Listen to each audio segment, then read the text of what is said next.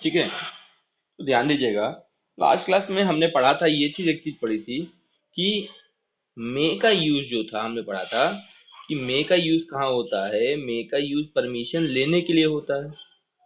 मे का यूज किस लिए होता है? परमिशन लेने के लिए होता है, अगर हमको परमिशन लेनी है।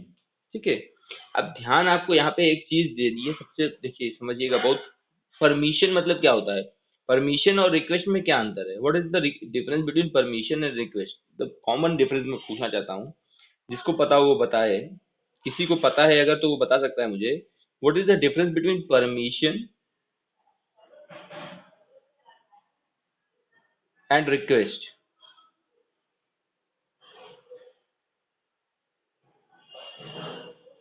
परमिशन और रिक्वेस्ट में क्या अंतर है, कोई बताएगा?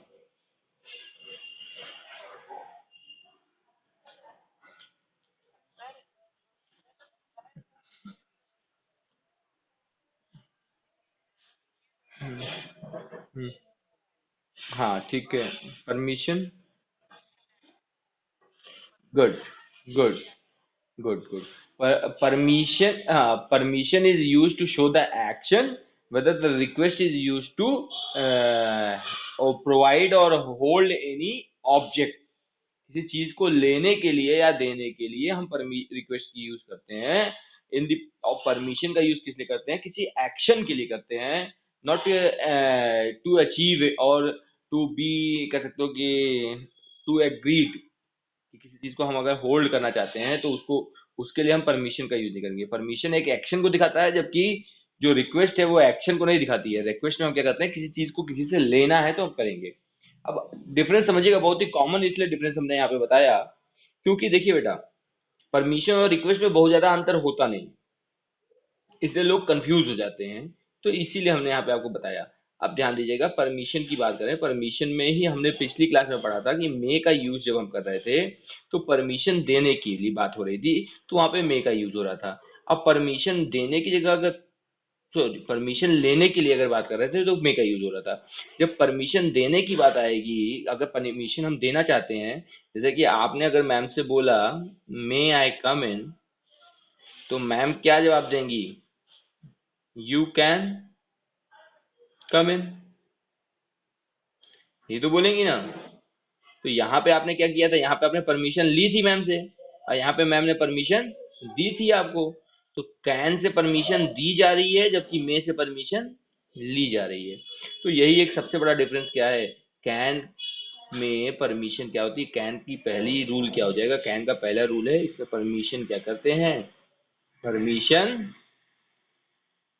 देते हैं। परमिशन किस लिए यूज होती है? टू गिव परमिशन, देने के लिए। पहली चीज कैन का यूज वहां पे होगा जहां पे अगर हम परमिशन दे रहे हैं तो हम किसका यूज करेंगे? परमिशन के लिए कैन का यूज करेंगे। सेकेंड वन चीज है पावर और एबिलिटी। अगर हमें पावर, परमिशन और रिक्वेस्ट,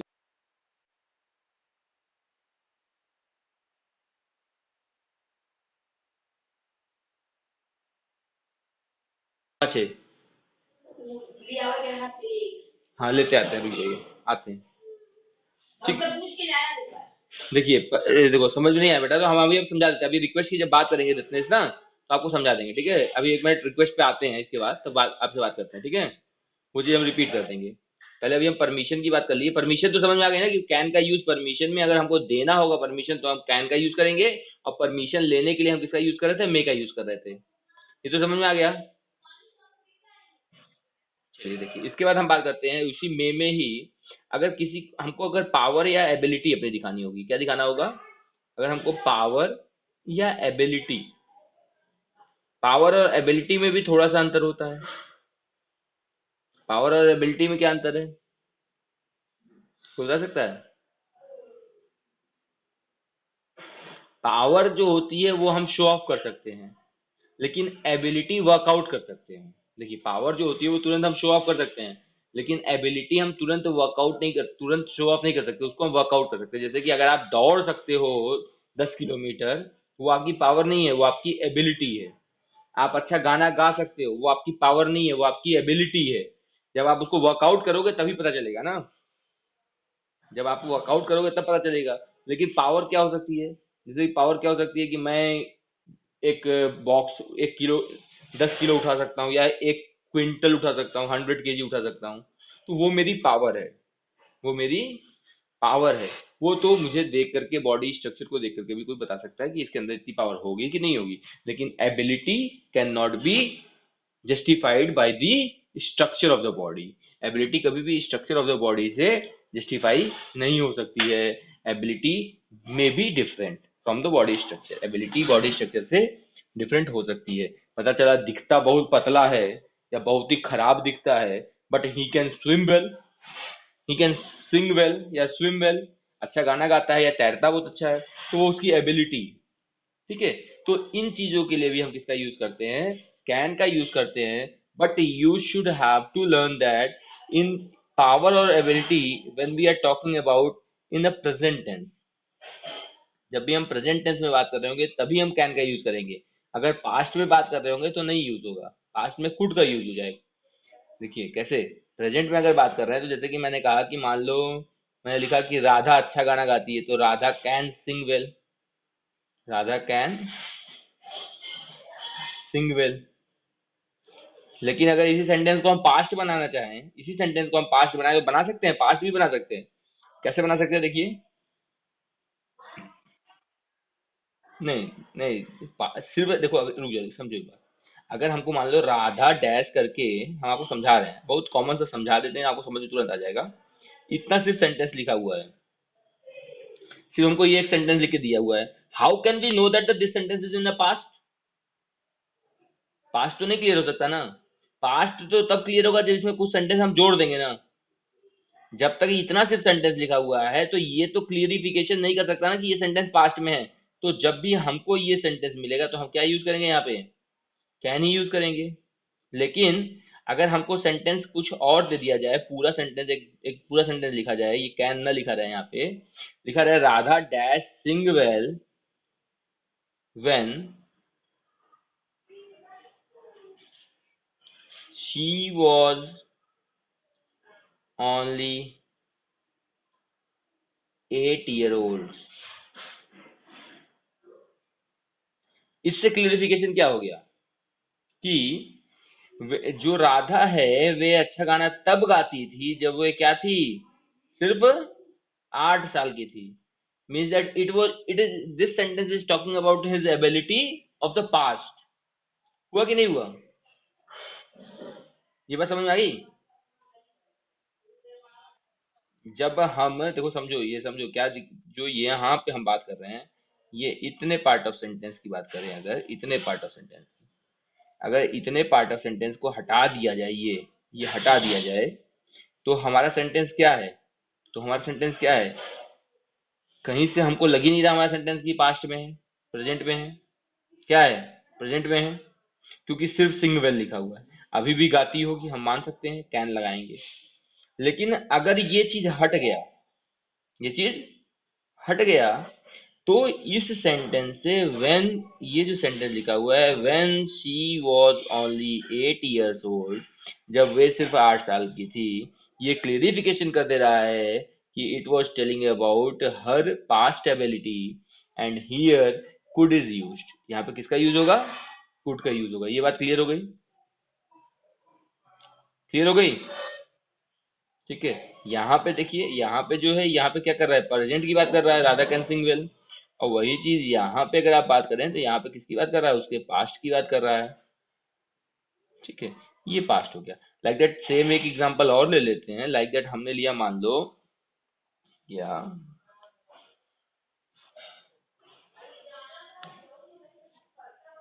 जैसे हमने लिखा his father dash and not send her any money,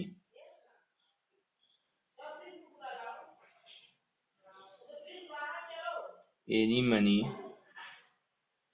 this month ठीक है, तो ये क्या है, ये उनकी प्रेजेंट की एबिलिटी है ना, प्रेजेंट की एबिलिटी कि उसके पिताजी, सॉरी यहाँ पे मैंने हर लिख दिया, यहाँ पे हिज होना चाहिए, सेंड हिम, सॉरी लिख रहे हैं send him any money this month, जो उसके फादर हैं, not send him any money this month, इस महीने कुछ भी पैसा नहीं भेज सकते हैं। ये उनकी एबिलिटी जो है, एबिलिटी कैसी है पैसा नहीं भेज पाने की, वो प्रेजेंट की है। तो यहाँ पे जब भी हम यूज करेंगे तो क्या यूज करेंगे, यहाँ पे हम यूज करेंगे can, but in the same place when we can replace this from last, जब हम लिस्ट को लास्ट से बदलते हैं, his father dash not send him any money last month, उसके पिताजी ने उसे कोई भी पैसा पिछले महीने नहीं भेजा था। जब लास्ट लिख देंगे तो क्या कर देगा, ये उसकी जो एबिलिटी थी वो किस में दिखा देगा, तो यहाँ पे जो कैन का यूज है वो गलत हो जाएगा, तब यहाँ पे किसका यूज आएगा,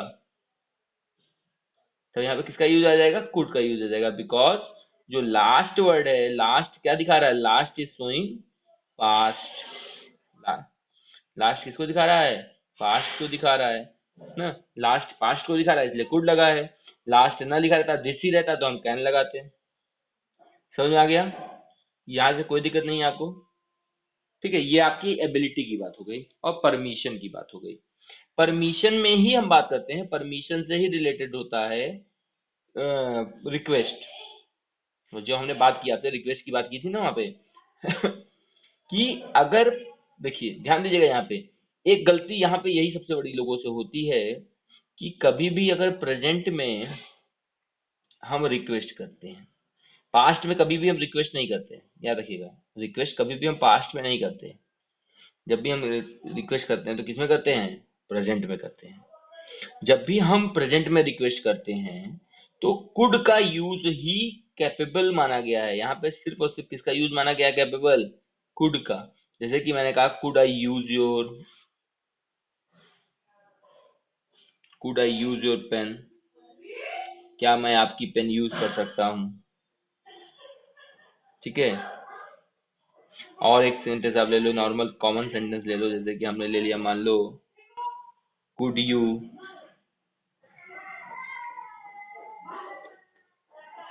tell me the time please,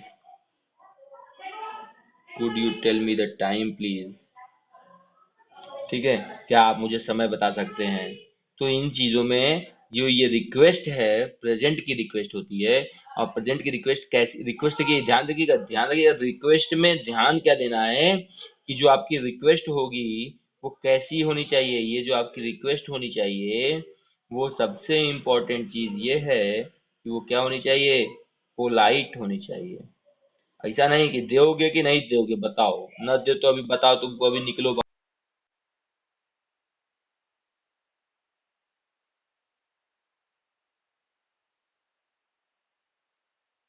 request होगी। हम ये नहीं कह सकते ना कि नहीं दोगे तो क्या कहते हैं, जाओ तुम, अभी तुमको मारेंगे, ये रिक्वेस्ट थोड़ी नहीं रहेगा, ये क्या हो गई, ये तो थ्रेट हो गया ना, धमकी हो गई, तो धमकी में थोड़ी नहीं कुड लगेगा, सिर्फ और सिर्फ रिक्वेस्ट में, और वो भी कैसी request, polite request in the present we can use could, polite request, और वो भी कैसी, प्रेजेंट में कोई पोलाइट रिक्वेस्ट करेंगे तो किसका यूज करेंगे, कुड का यूज करेंगे। ये बात क्लियर हो गई। इसके आगे हम बात कर रहे हैं, तो देखिए ये तो हो गई आपकी कुड का यूज पोलाइट के लिए, रिक्वेस्ट के लिए।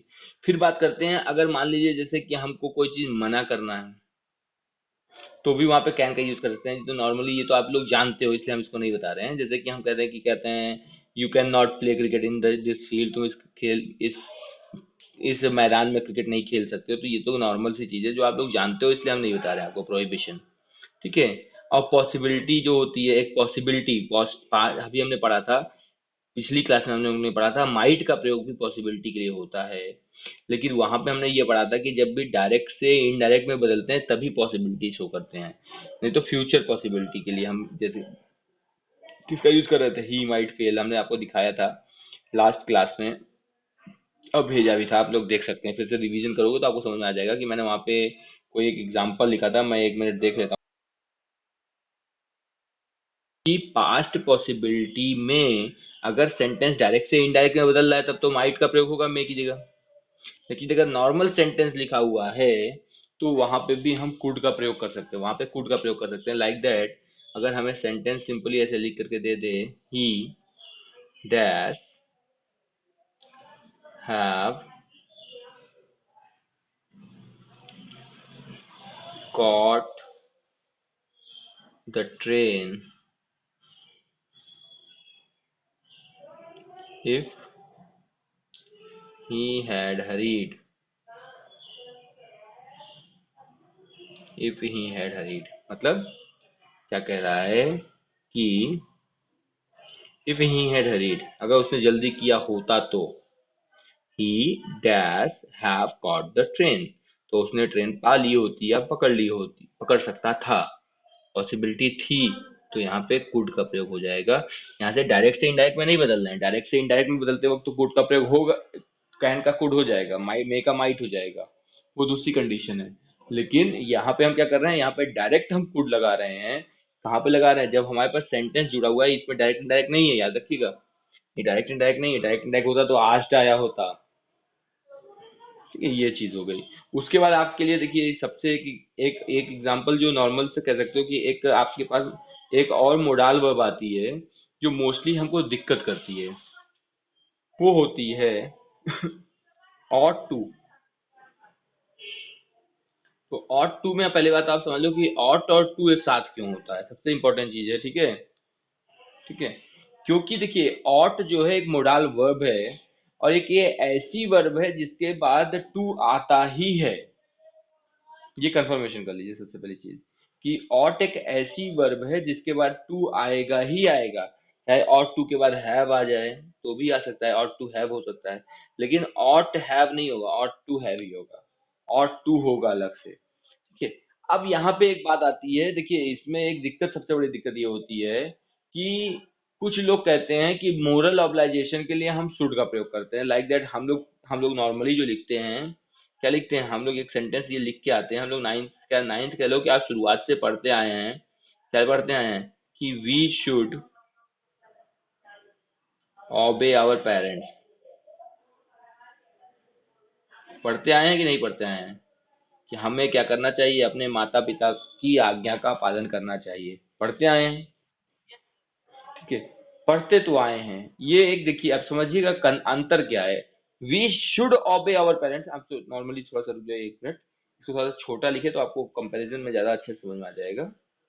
अंतर हम समझाना चाहते हैं आपको, देखिएगा यहाँ पे जो लिखा हमने वी शुड, या वी शुड हटा देते हैं अभी, वी के बाद डैश दे देते हैं। ठीक है, ठीक है, ओबे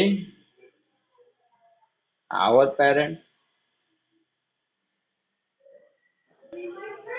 और एक नीचे भी एक और एग्जांपल ले लेते हैं, हमने लिया you respect your elders। What is the difference, कहाँ पे डिफरेंस आ रहा है, देखिए ध्यान दीजिएगा, सबसे बड़ा डिफरेंस यहाँ पे क्या आ रहा है। इन दोनों सेंटेंस में अंतर कोई बता सकता है, क्या अर्थ में अंतर होगा।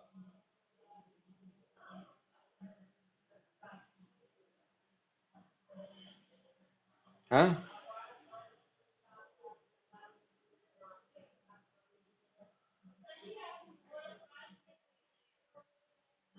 हाँ, यही चीज तो सबसे बड़ी दिक्कत है, यहाँ पे ध्यान दीजिएगा, क्योंकि क्या अंतर है यही तो हमें जानना है। देखिए इसमें जो है, ठीक है, यहाँ पे जो है ये जो सेंटेंस है, ये सेंटेंस की हम पहले बात करते हैं, पहले वाले सेंटेंस की। पहले वाले सेंटेंस में ये हमारे कह सकते हो कि कर्तव्य को पूरा बोध करा रहा है, मतलब कि ऐसा हमें करना ही चाहिए, ऐसे हमें करना ही चाहिए, ये हमारी ऑब्लाइजेशन है। ठीक है, मोरल ऑब्लाइजेशन भी आप कह सकते हो, लेकिन मोरल ऑब्लाइजेशन नहीं है, ये एक ऑब्लाइजेशन है। ठीक है, ये हमारा कर्तव्य तो है, लेकिन नैतिक कर्तव्य नहीं है। नैतिक कर्तव्य भी आप मान लोगे तो मान सकते हो कि मोरल ऑब्लाइजेशन है। ठीक है, बस अंतर यहाँ पे क्या समझना है आपको कि अब यहाँ पे दिक्कत क्या आएगी, हमारे साथ दिक्कत ये आती है, मोस्टली आपके एग्जाम में ऐसा आता नहीं है सेंटेंस, ठीक है। आपके एग्जाम में जब भी सेंटेंस आएगा तो या तो शुड का प्रयोग वहां पे पहले से किया रहेगा, या तो ought to का प्रयोग, ऐसे गलती नहीं देता है, क्योंकि मोस्टली क्या होता है इसमें कॉमन एरर है, बहुत ही कॉमन एरर है। अगर आप हाई लेवल पे जाएंगे तो आप इसमें ज्यादा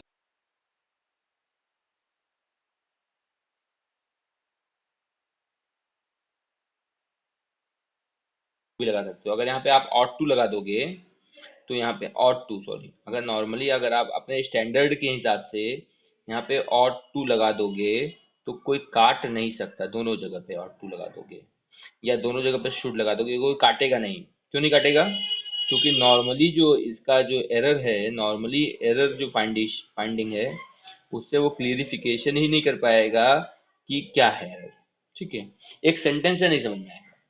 जब हमारे पास पैसेज आएगा तब हमको समझ में आएगा, पूरे पैसेज में हम देखेंगे तब हमें समझ में आ सकता है कि शुड का प्रयोग होगा कि ought to का प्रयोग होगा। सिर्फ एक सेंटेंस से हम नहीं समझ सकते, समझे? सबसे इंपॉर्टेंट सब चीज समझो। अगर सिर्फ हम एक सेंटेंस की बात करें तो सेंटेंस से कभी भी हम ought to और शुड के क्लेरिफिकेशन को नहीं समझ सकते, लेकिन पूरे पैसेज की बात करेंगे तो समझ में आएगा। कैसे समझ में आएगा?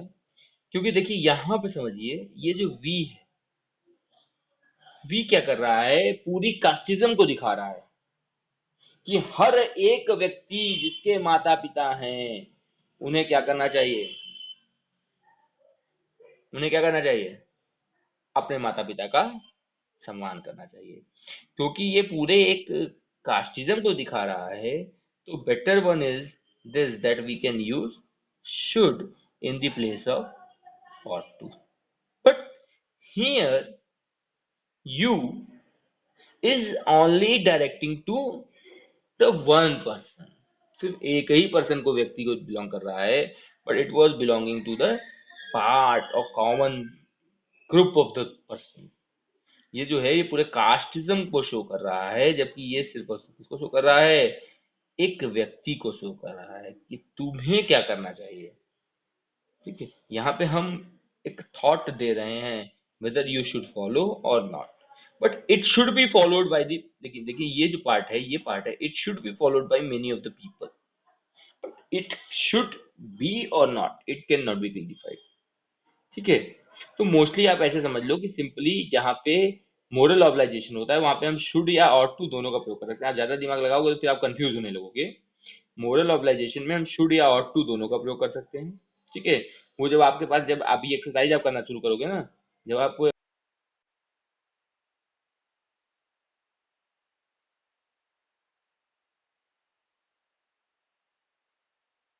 ऐसे आपको समझने में थोड़ा सा दिक्कत करेगा, ठीक है। नेक्स्ट चीज, एक चीज और देखते हैं इसी में, ought to की बात करें अगर, तो ought to का प्रयोग एक जगह और होता है जो बहुत ही कॉमन, आप बहुत ही कह सकते हो जेन्युइन चीजें हैं, जो होता है वो होता है belief based study, belief based on study, ठीक है। लाइक दैट आप एग्जांपल ले लेते हैं, क्योंकि mostly you all are belonging to the, आप लोग सब किस स्कूल से बिलोंग करते हो, खेल गांव से? चलिए, आप लोग सभी लोग खेल गांव से बिलोंग करते हो, तो लाइक दैट हम ले लेते हैं, हाँ, एक टीचर का नाम ले लेते हैं, किसी खेल गांव के टीचर का मान लेते हैं, ले लेते हैं हैदर सर। हैदर सर नाम सुना होगा, ठीक है, ठीक है। हाँ, हाँ, क्या कह रहे हो बेटा?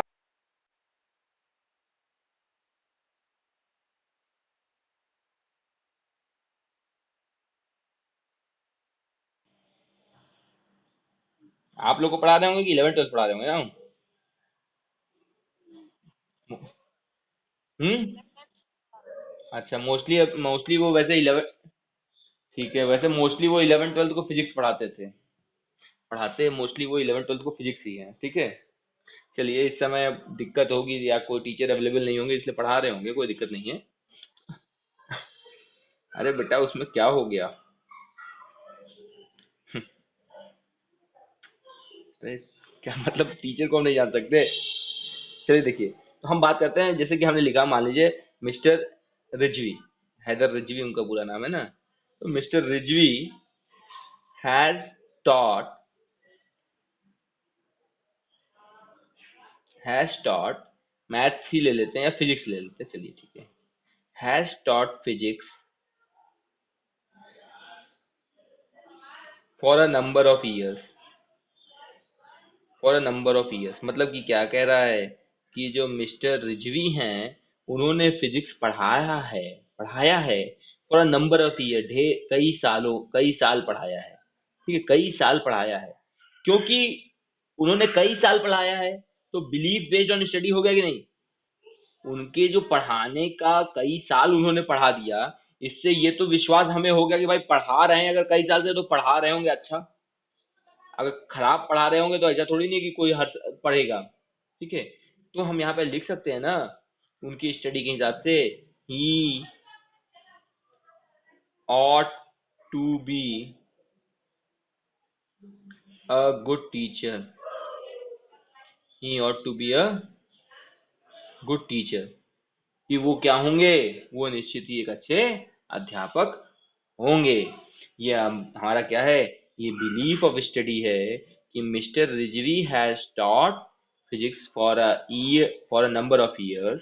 मिस्टर रिजवी ने क्या किया है, हमें फिजिक्स कईयों साल पढ़ाया है।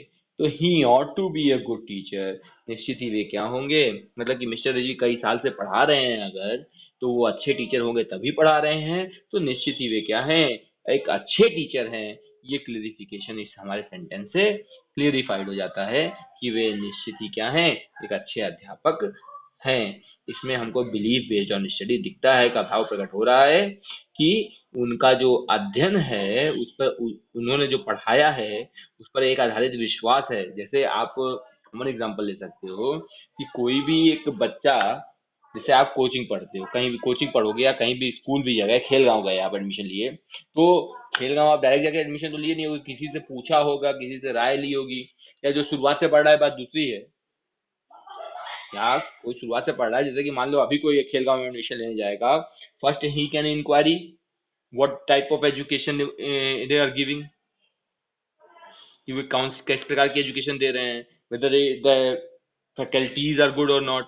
ठीक है, तो वही चीज है कि जब जब उसका एक्सपीरियंस वहां पे शो ऑफ हो जाएगा based on study, belief market में अवेलेबल हो जाएगा, लोग जानने लगेंगे कि हाँ, विश्वास करने लगेंगे नहीं कि वहां पे अच्छी पढ़ाई होती है, then we can use yes it ought to be a good school. निश्चित ही वो एक अच्छा स्कूल होगा। तो हमें वहां पे कोई इफ या बट करने की जरूरत नहीं रह जाती है। क्या नहीं रहती, इफ या बट करने की जरूरत नहीं रह जाती है कि नहीं ऐसा नहीं होगा, ऐसा होगा, ऐसा होगा, उसमें कोई हमको दिक्कत जरूरत नहीं पड़ती है।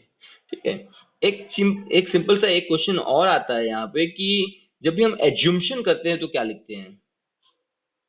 एक गलती यहाँ पे होती है मोस्टली कि हम अगर एज्यूम्शन करें, ठीक है, एज्यूम्शन करें, और एक चीज आपको यह ध्यान रखना है कि जैसे ऑट की ही बात कर लें, सॉरी ऑट की बात कर लें, कि ऑट टू जो होता है, कभी भी जब डायरेक्ट से इनडायरेक्ट में बदलते हैं, जब भी हम डायरेक्ट से इनडायरेक्ट में बदलेंगे तो हम ऑट टू को ऑट टू ही रहने देते हैं, उसको चेंज नहीं करते हैं।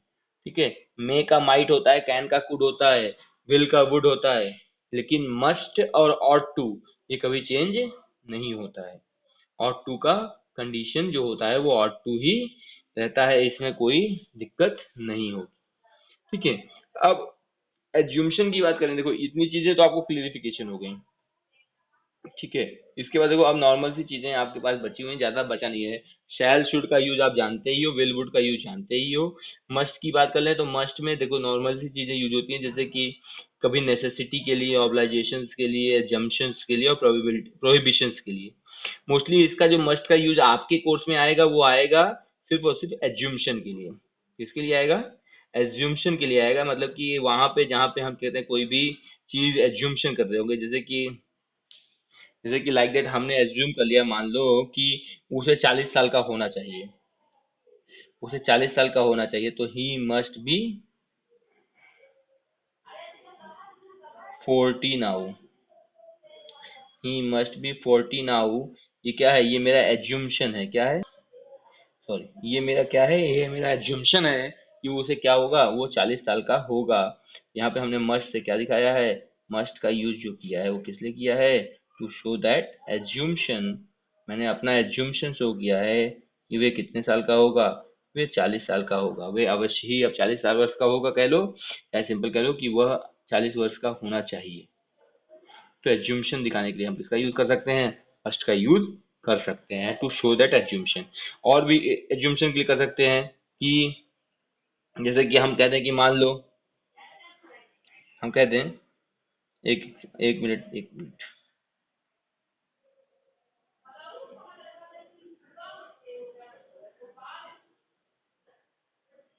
हाँ, जैसे कि एक चीज हम और ले लें।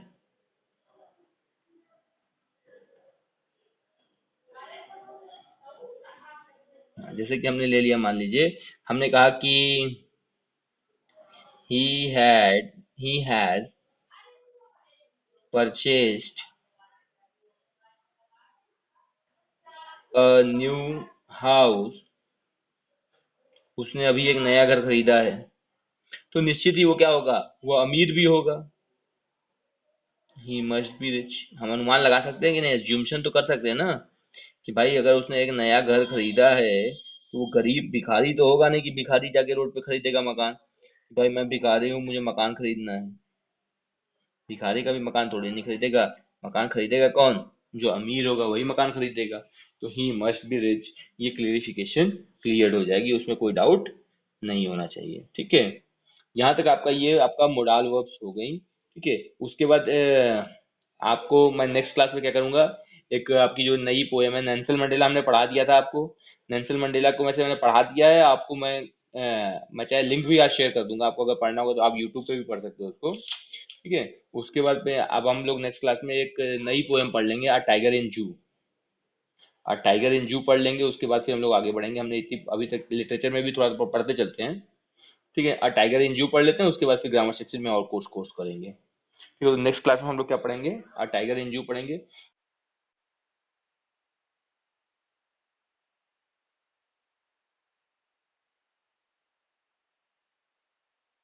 हम लोग नेक्स्ट क्लास में क्या पढ़ेंगे, टाइगर इन जू पढ़ लेंगे, उसमें कोई डाउट नहीं रहेगा। ठीक है, तो आप लोग अभी स्कूल में लिटरेचर कितना हो गया आप लोग का,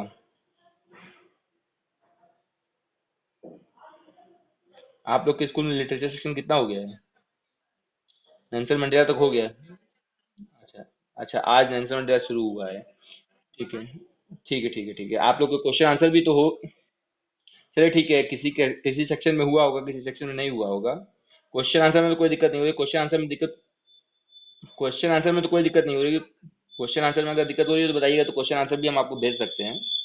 नॉर्मल क्वेश्चन आंसर जो आपके कोर्स किताब में नहीं है वो क्वेश्चन भेज देंगे हम आपको, अपने हाथ से लिखे हुए आंसर और क्वेश्चन आप उन्हें पढ़ सकते हो, पढ़ना चाहो तो। ठीक है, जैसे हम पोएटिक पोएम क्या भेज देंगे, तो पोएम क्या आप पढ़ सकते हो कि पोएम में क्या क्या क्वेश्चन पूछ सकता है, जैसे कि आपके एग्जाम्स में पूछ सकता है ना। या ऑप्शनल क्वेश्चन कहो तो भेज दें। ऑप्शनल, क्योंकि आप कह रहे हो गूगल फॉर्म पे होगा, तो गूगल फॉर्म पे होगा तो ऑप्शनल क्वेश्चन होंगे। ऑप्शनल क्वेश्चन क्या क्या आ सकते हैं। हाँ, तो एमसीक्यू हम आपको भेज देते हैं हर चैप्टर। ठीक है, हम चलिए ठीक है, हम भेज देंगे अभी। ठीक है, फाइट भी हम एक दो दिन में भेज देंगे अभी, क्योंकि